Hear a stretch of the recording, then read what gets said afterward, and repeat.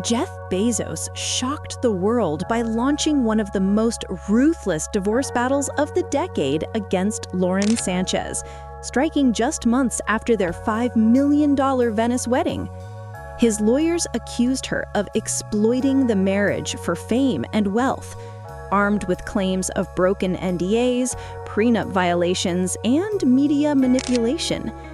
Insiders said Bezos had been documenting her moves from the start, noting her rapid climb from local anchor to global celebrity through carefully chosen relationships. Colleagues remembered her as ambitious and calculating, building power through connections rather than pure talent.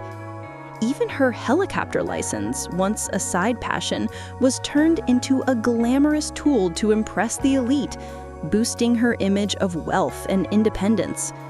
The scandal exploded when Joe Rogan mocked and analyzed it on his podcast, sparking massive online debate and shifting public perception almost overnight. Suddenly, Sanchez's carefully curated image began to fracture, while Rogan's take amplified the drama. What had begun as a high-profile split now looked like a ruthless clash of ambition and power, leaving one burning question. Could Lauren Sanchez withstand the storm when her empire of influence started crumbling? Joe Rogan tore into the Bezos-Sanchez saga with his trademark blend of sarcasm and sharp wit, dismissing Sanchez not as a heartbroken wife caught in the whirlwind of divorce, but as a cold strategist who had miscalculated her biggest move. His viral punchline, "She thought she got the Amazon app, not the man who built it," captured the absurdity of the situation in one unforgettable line, instantly turning into a meme across TikTok, Twitter, and YouTube. For Rogan, the lavish $5 million wedding wasn't the grand celebration of love it had been portrayed as, but a glossy performance staged for cameras, paparazzi, and brand tie-ins. The Vogue spreads, whispers of a documentary series, and talk of book deals suggested less of a marriage and more of a product launch, an event engineered to elevate Sanchez into the stratosphere of celebrity power. What made Rogan's critique hit harder was his independence from Hollywood's PR machinery. He spoke without filters, without ties to the networks or managers who usually shape narratives. That rawness made his words land with audiences who were tired of carefully sanitized coverage. His commentary spread like wildfire, reframing Sanchez's climb not as romance or resilience, but as a textbook PR campaign, one that used Bezos' empire as a launchpad for influence, visibility, and cultural leverage. But the coup de grace came not from what Sanchez said, but from what she didn't. In a digital world where celebrities defend themselves in real time, her silence felt like an admission. No posts, no staged paparazzi shots, no rebuttals. The PR machine went dark. That vacuum gave Rogan's framing the final word, amplifying suspicion and accelerating the collapse of her image. What had once been admired as glamour now looked like manipulation. In Rogan's telling, Sanchez was less a victim and more a brand builder who overplayed her hand, constructing a facade too fragile to withstand the weight of scrutiny. And when it broke, it shattered completely.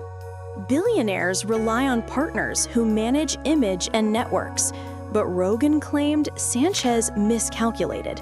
While she built a brand, Bezos quietly tested her motives, flipping the power dynamic. His viral commentary on TikTok and Twitter sparked memes casting Sanchez as shallow and Bezos as a strategist, cementing public opinion against her. Her silence only fueled suspicion.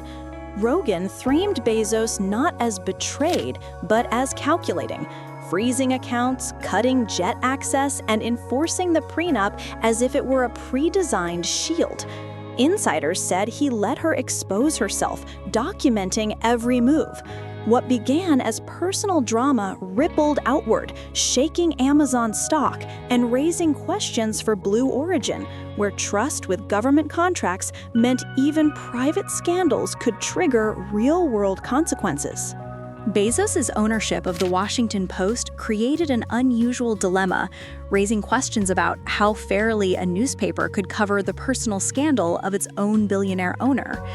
This conflict of interest underscored how deeply private lives can spill into public institutions.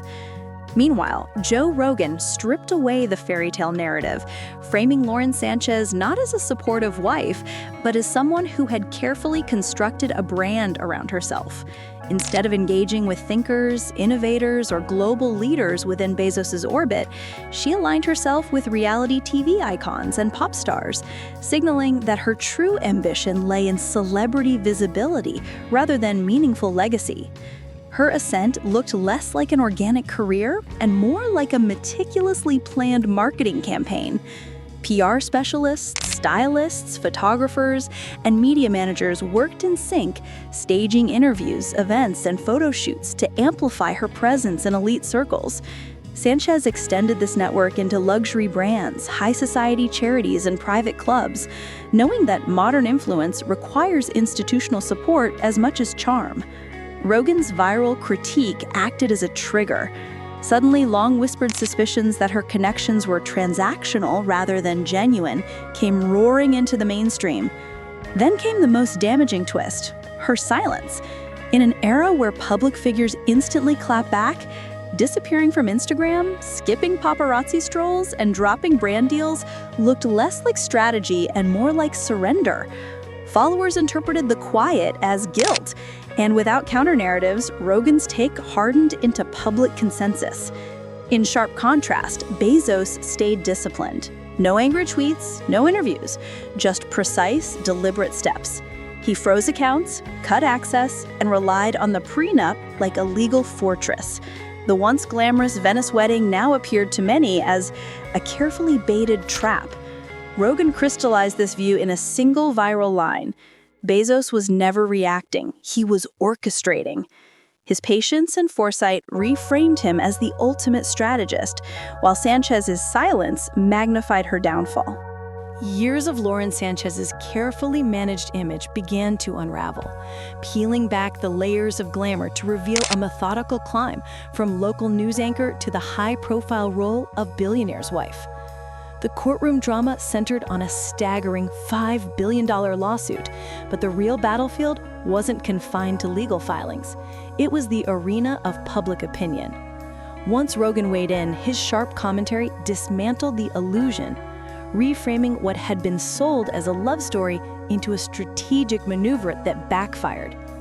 His words reminded audiences that no matter how polished or protected an image appears, it can crumble in an instant when motives are questioned and contradictions exposed. The fallout has been far greater than a celebrity scandal. It has evolved into a cultural study of shifting power dynamics in the age of social media. Sanchez, once framed as a glamorous partner elevating Bezos' world, is now painted as an opportunist whose ambitions may have outpaced her strategy. Bezos, on the other hand, is increasingly seen not as a victim, but as a master tactician who anticipated betrayal long before it surfaced. This recalibration of roles, hero, villain, strategist, opportunist, has given the saga the feel of a modern-day morality play, dissected in real time by millions of viewers across TikTok, YouTube, and Twitter.